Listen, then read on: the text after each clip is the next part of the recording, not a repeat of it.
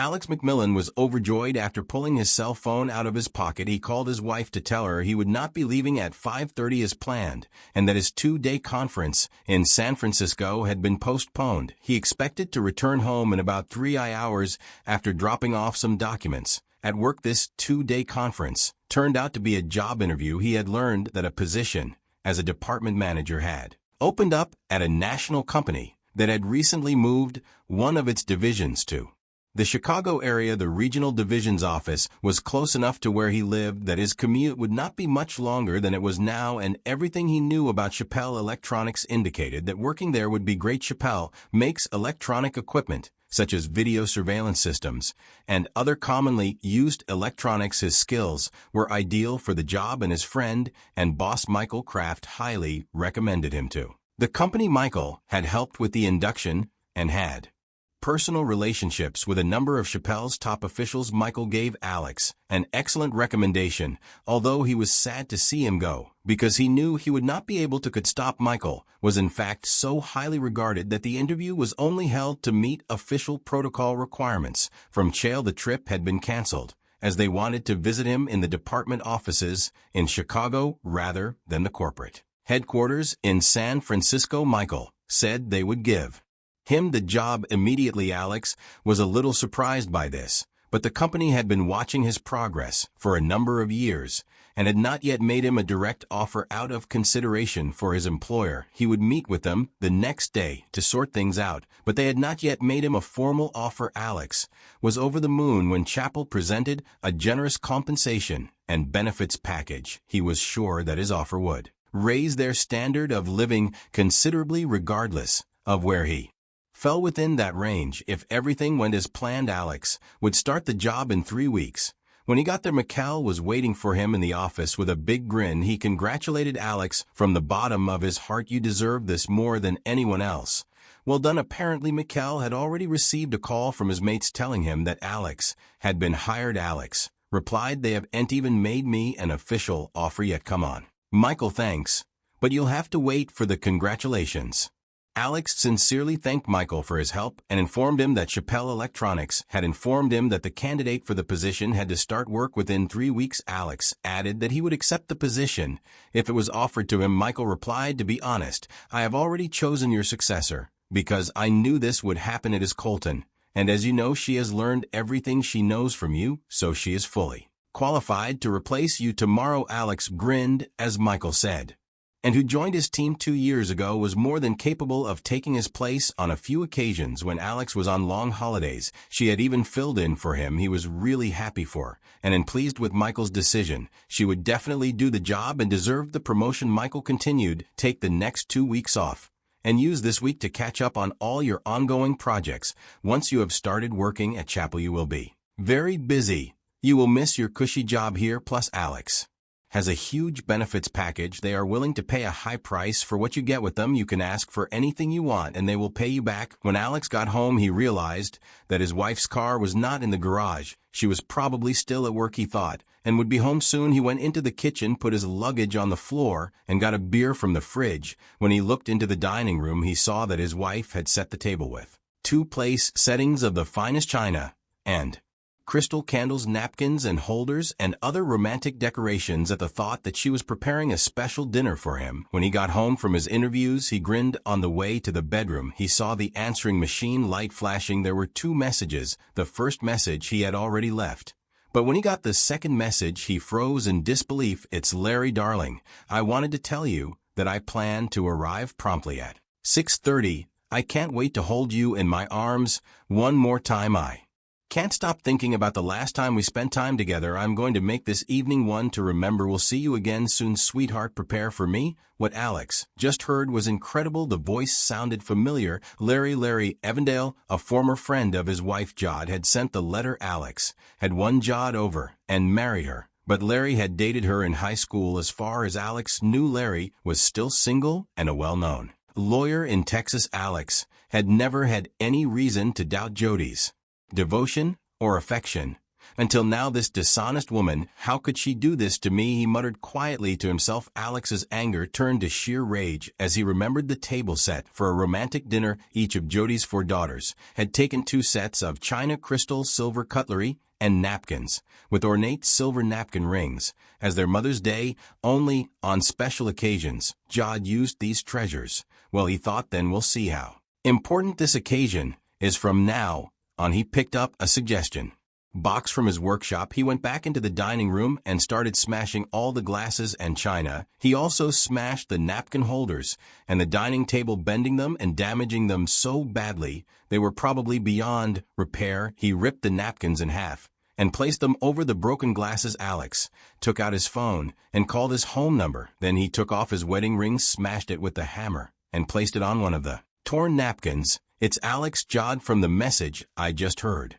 I assume you had a really nice meal planned with Larry tonight, but as you may have noticed, I kind of ruined it for you both. How does that compare to how you ruined our marriage? See you later, goodbye." Alex picked up his suitcase from the kitchen floor and went to his car. After driving straight to O'Hare Airport, he called to confirm the arrival of flights from Fdurin, Texas, the only 2 flights that could have brought Larry into town in time to be at Alex's apartment at 6:30 p.m. were United 5R and Delta 12 Fig. Alex Bard asked to speak to a United Airlines customer service representative on the phone. Larry Evandale flies United 5412 from DFW. Alex thought from the customer service representative's answer, Alex could figure out which flight Larry was on. If they answered, "No sir, there is no Larry Evandale on that flight," he would know that Larry was on Delta Flight 1253. If they said, "Sir, I cannot give you that information," he would assume Larry was on the United flight. Larry was actually on the Delta flight, and Alex was waiting near the gate while the passengers deplanet. Alex stood behind Larry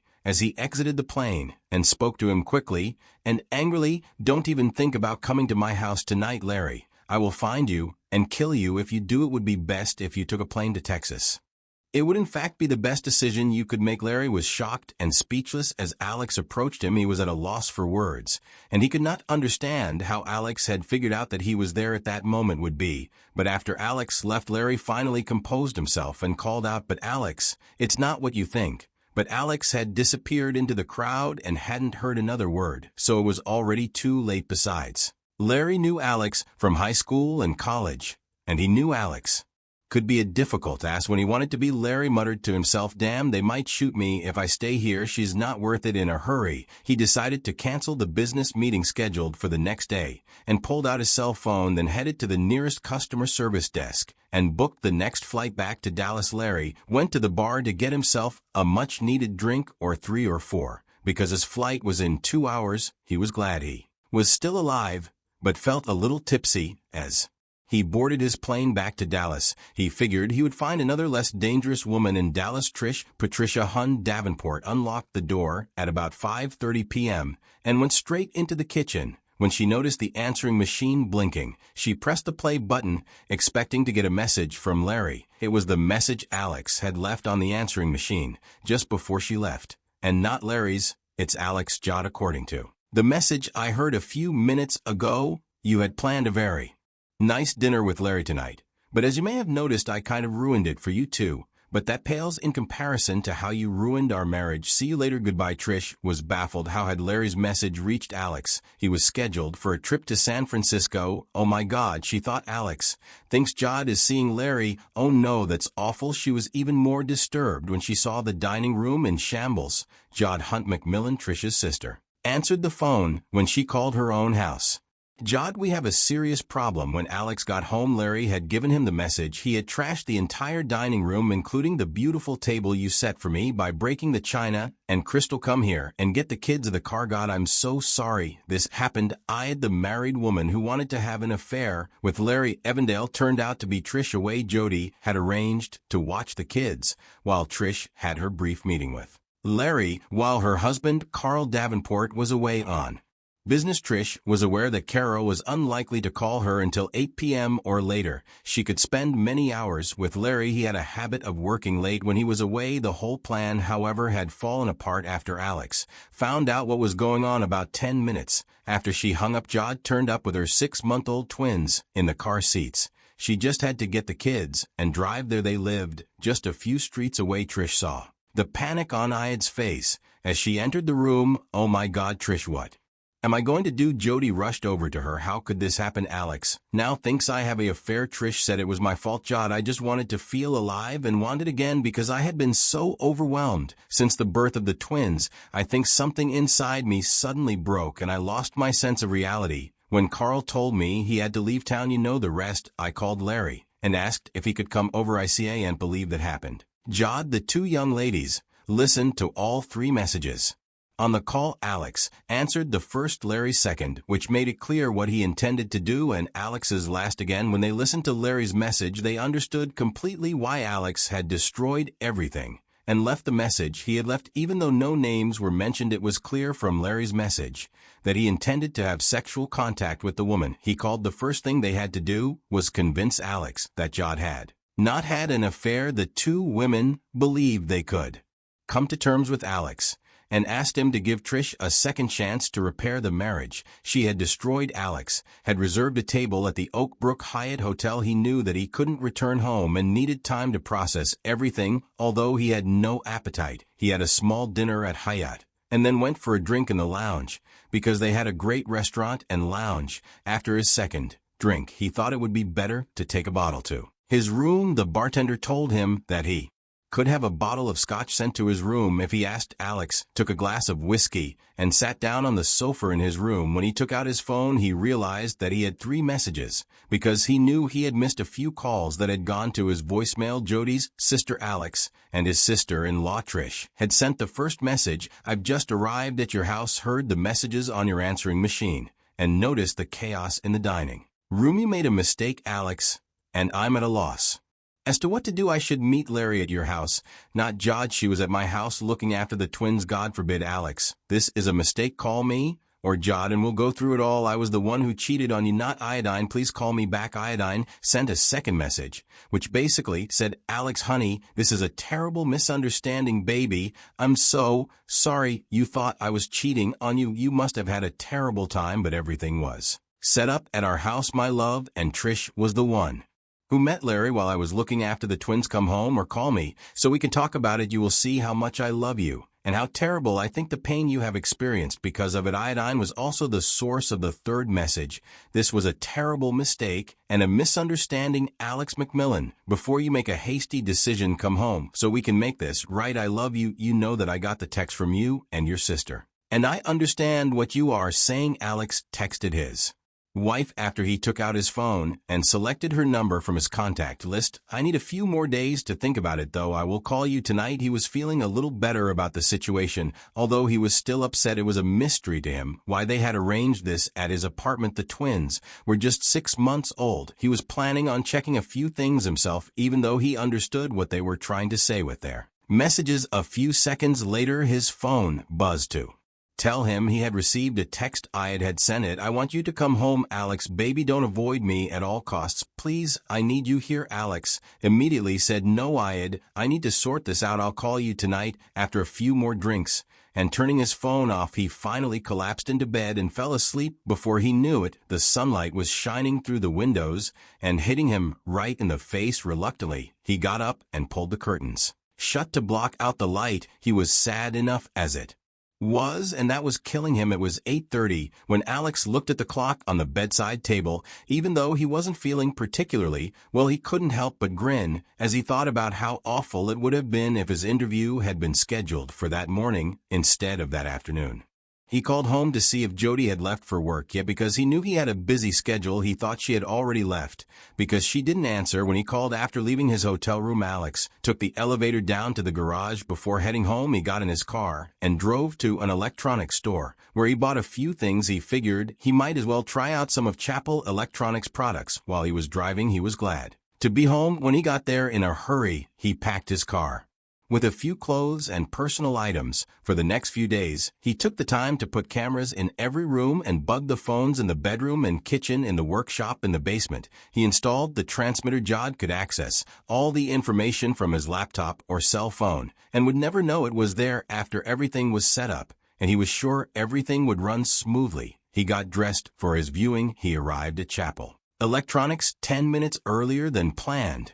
And the start of the business went just as he expected, and a job offer was offered, a fantastic salary and benefits package. Basically, he could choose his own salary. Who does that? Alexerd made it clear they should be on board. He continued, I will accept the position until we come to a final agreement on the benefits package. The compensation needs to be adjusted, but the benefits are great, and I see no reason to change anything. His new boss, Joe Sanford, remarked with a stunned look on his face.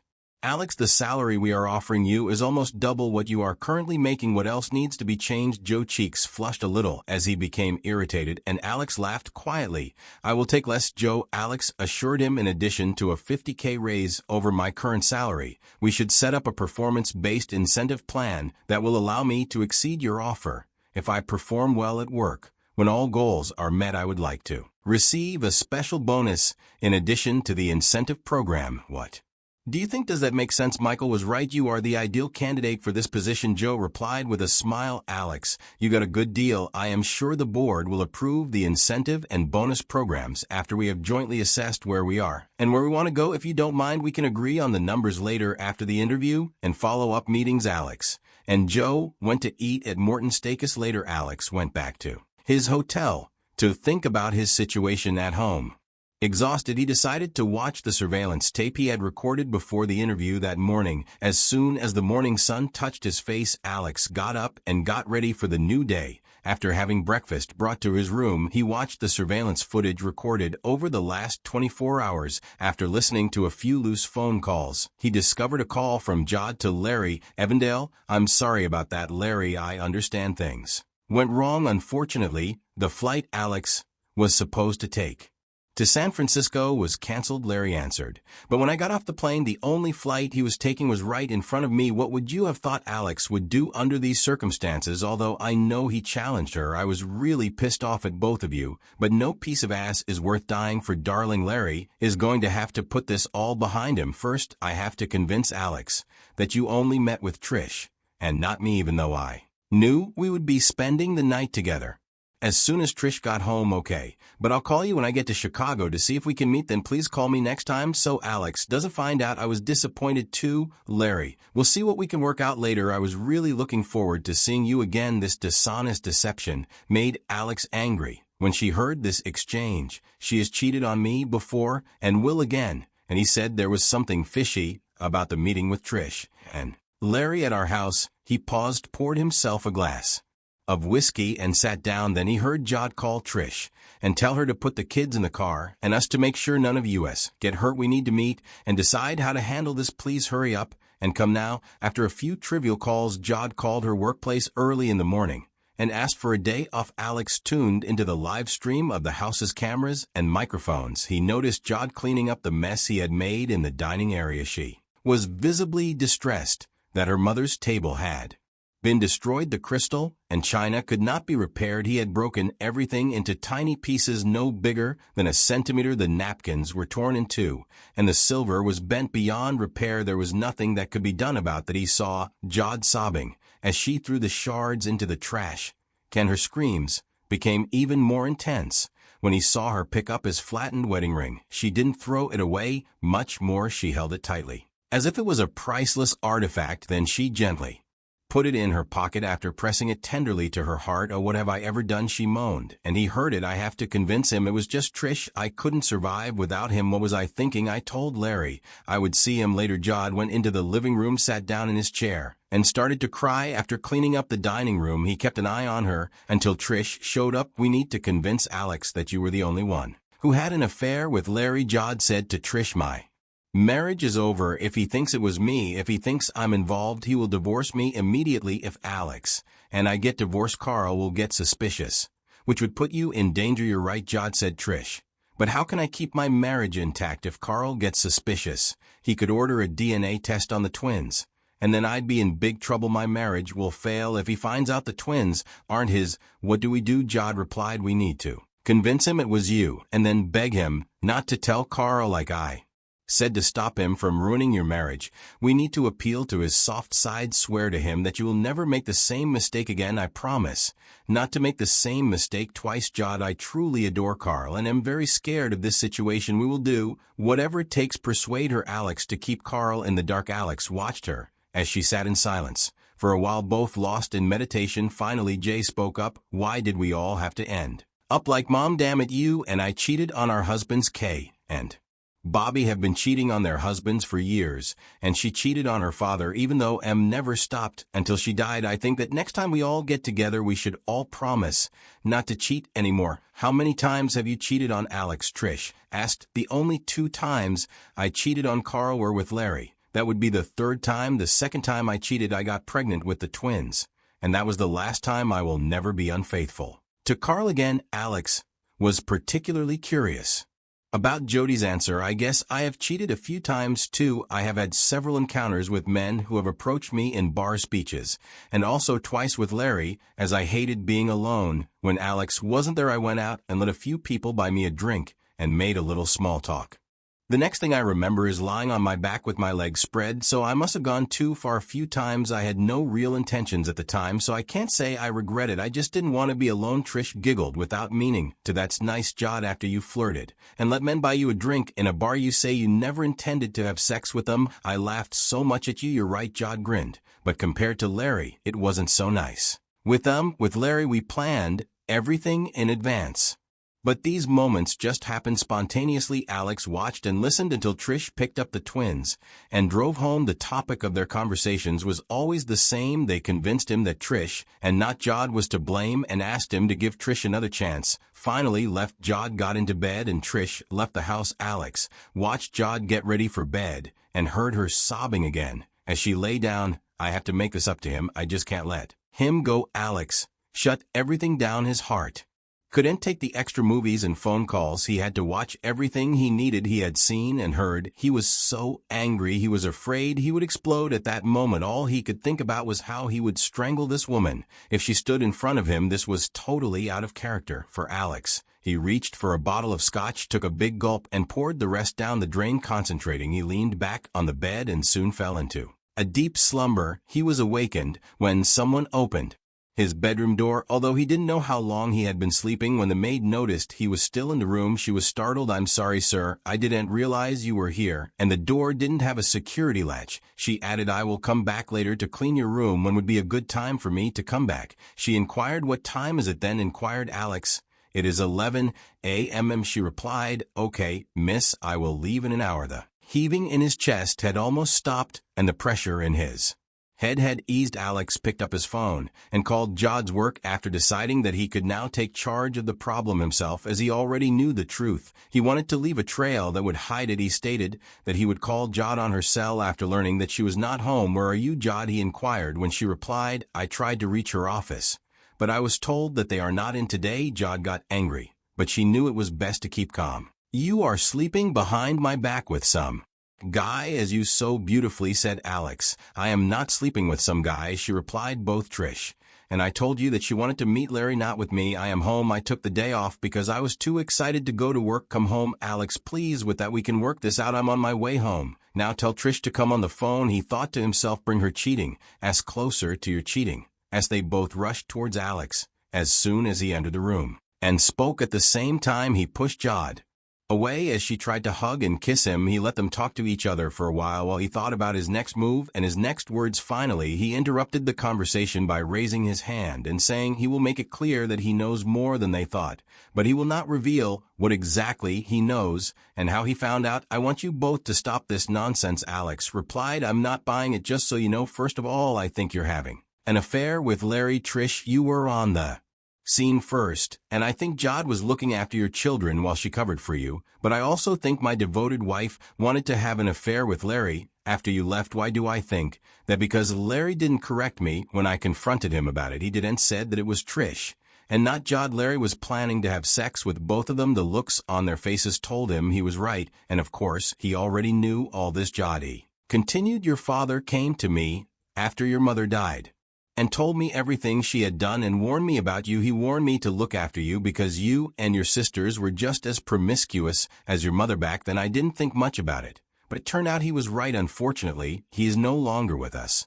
But I wish she was here to tell him how right he was. Maybe he shouldn't see what a mess you made of your life." Both women became more and more agitated the more he talked about their father and mother. They breathed deeply and often, and tears ran down their cheeks now that he had cornered them. Alex knew, "Okay, Jod, this is your only chance, but just one untruth or one mistake and it's over. Do you understand that?" "Yes, I understand, Alex, the whole truth," he said, "and nothing but the truth." Like many times she and Larry Evandale have shared a bed. "Do and make me answer that question, Alex. I really want our marriage to stay intact because I love you, Alex. I want you to keep loving me. If you insist, I'll tell you, but please don't make me say," she said twice as she bowed her head. "How many other men have you slept with since we got married?" he asked. She looked at her, frightened eyes wide open. "God forbid you make me answer that, Alex. You're going to despise me," he yelled. "Tell me, or I'll leave." And she could see the anger in his face. "A few? I don't know exactly," she muttered. What he yelled. "You're inaudible to me.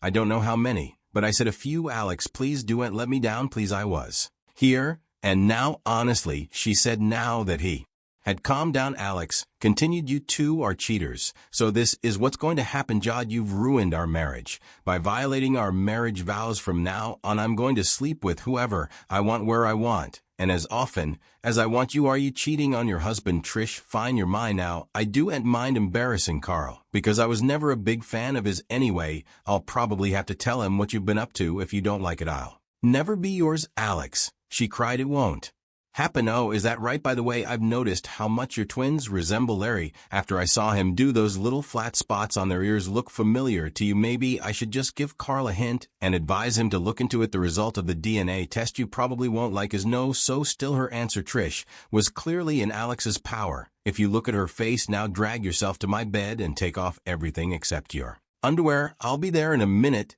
This isn't going to end well for you, so pull yourself together immediately." Her jaw was shaking, and her eyes were wide with fear, but she nodded dutifully. She walked out of the room towards the bedroom and gave Jod a pleading look, shocked by what was happening. Jody called, "Alex, how can you do this to us? How can you just treat Trish like this? It's going to be hard for us to get over this, even though I know I was wrong right now, Jod. I don't care if we succeed or not. Just leave if you don't like it. I don't care at all, no matter how hard you try to wriggle out of this problem you and Trish created it." "Alex, how long are you going to keep going like this? When can we finally try to save our marriage? Do you want to know the truth? I'm not sure how much longer I'll be having sex with other women. I'll probably keep doing it until I no longer feel the urge to strangle you whenever I see you. I might never stop. I don't know why we should keep our marriage vows after you throw them overboard. I'll tell you one thing, our marriage will end right then and there. If you ever have sex with another man, no delay and no second chances. It's over. You've already had all the adulterous sex you're going to have while we're married. Do you understand that?" Jod mumbled a yes and nodded. "And now if you'll excuse me, I have to take care of a woman," added Alex, and nodded in agreement. "By the way, you might know." Alex sat down on the side of the bed in the bedroom and motioned to Trish to come over, who was standing close to the bed. As he held out his hand, his touch was attentive and friendly. Alex added in an honest tone, "You know, Trish, I have often wondered how stunning you might be, and now I can say that you are even more beautiful than I imagined." Trish looked at him, shocked but still loving. "Alex, are you suggesting that you have thought that way about me up until now?" she asked quietly, but curiously. "Indeed, without a doubt. Truly, Trish, you are a stunning woman,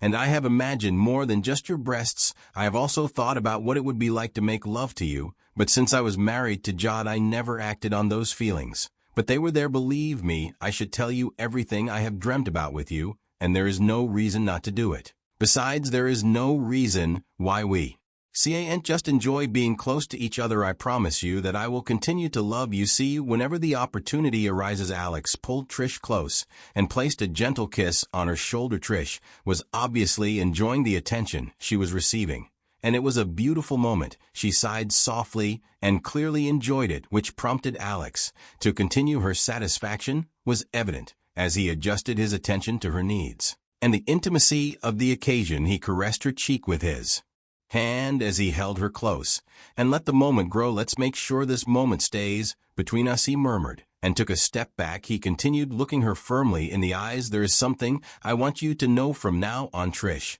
When you get here, let's forget the past and our typical worries and maximize our time together." Alex felt the tension between them turn into something more realistic, as Trish's eyes showed a mix of understanding and uncertainty. His voice was urgent but calm as he continued. This agreement must remain civil and uncomplicated. Let's make sure nothing disrupts the life we have already built. Trish's eyes were a mix of vulnerability and intensity, and Alex could feel the tension rising. As he heard his words, he continued, I want us to be completely honest when we are together, but I will make sure that nothing jeopardizes your situation. Whenever the opportunity arises, I want you to be honest and open and share these moments with me. Do you understand that? Trish replied with a slight smile. Alex, you have that effect on me. Sure, I understand, and I will honor your request with a careful but slow movement. Alex placed his hand on her inner thigh. He led her to the bed and helped her get comfortable. As she leaned into the moment, he took a step back, pulled off his shirt,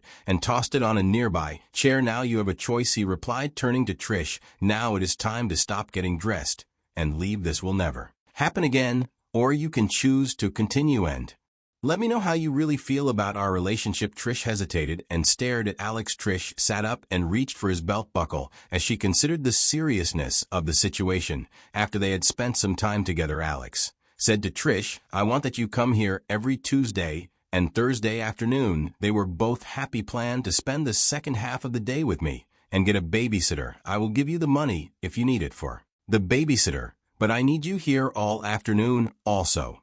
I request that you do not wear any underwear in my presence. Alex, I do not need any help with the money for the babysitter, and I am able to do that whenever you want. I have no problem with our few minutes together. Trish then got dressed and left the bedroom. She walked down the hall to the kitchen, where she saw Jod sitting at the table, her face contorted in pain, tears running down her cheeks. Trish said, I am sorry, Jod, but I am not going to give this up. In all honesty, he is free to take me whenever he pleases for each of your affairs. You were foolish enough to risk your marriage. This wonderful man and everything he has to give, Alex, is far superior to Larry, and I doubt the others are either. Carl is a bit of a jerk and not very good in bed, but I still love him and don't want to leave him. But Alex, you have Alex destroyed, who is the ray of hope at the end of the rainbow. I would do anything to keep him if I were you. Jod just sat there and cried until Alex came in after Trish had left the house. Then she got up, sprinted into the bedroom, and closed the door behind her. Alex eventually slept in her guest room and didn't see her again for the rest of the day. Alex and Trish met every Tuesday and Thursday afternoon over the next few months. On Mondays and Wednesdays, he arranged to meet different women he knew from his previous job or from social contacts. Colton had also always expressed interest in him, but he had never allowed himself to think about her when the boundaries were lifted. Alex and developed a completely new relationship. Sometimes he even stayed in a hotel room with a stranger he had met in a bar. On these evenings, Alex came home tired and smelled of his adventures. For Jod, it was painfully hard, and he could see how much she was suffering day after day. Even though he was aware of her pain, he was completely indifferent. He actually talked to Jod and did things with her when they were together on the weekends, but he never had an intimate moment with his wife that month. He just shook his head after she asked him a few times. He wasn't ready yet. After learning about his wife's adultery a little over a month ago, he decided to pursue the matter further. Before he went home that Friday night, he stopped at a nearby tavern. He invited a woman he knew, Karen, a regular customer of the restaurant. She followed him to his house in her own vehicle. When Alex entered, there was no one in the house. Without regard to whether Jod could see or hear him, he led Caroline to the guest room where they spent some time together. At one point, he caught a glimpse of Jod standing there watching her. As he looked towards the door, her face showed anger and hurt. Alex smiled and nodded at her. Then he continued his work. After he and Caroline were finished, Alex escorted her to her car. While they both got dressed, Caroline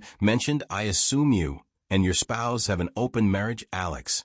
But she didn't seem really happy about it. Actually, Caroline, we don't have an open marriage, but I do, and want to go into that now. Don't worry, I will at some point. I had a great time with you. He said goodbye to her with a gentle kiss. As he returned to the house, Jod rushed towards him, screaming, I hate you, and hitting him on the chest. Good, Alex said. Isoli, now you understand how I feel. You understand now how I felt when I found out that you had disregarded our marriage vows. You now know what it's like to be treated the way you were by someone you love. Jod, I swear to you that I will never invite another woman into this house or sleep with Trish here. I promise you that. Very firmly. Jod seemed to soften and lose her anger. With a small smile on her face, she asked Alex, "Will you sleep with me?" Again, Alex approached the kitchen table and took out a folder. "I don't plan on ever sleeping with you again," he said. "These are the divorce papers that my lawyer drew up the day after I discovered that you were a dishonest cheater. I'm now on my way gone, and come back on Monday to collect my things. Your lawyer should contact mine. Oh, and Trish is fantastic. So I will carry on visiting her. I will also carry on visiting Kay and Bobby, even though they are not better. It seems you were the most interesting member of your family. Jod, goodbye. Now tell me if it was worth it." After placing the papers on the table, he left the room completely stunned. Jod collapsed into a chair and started to cry.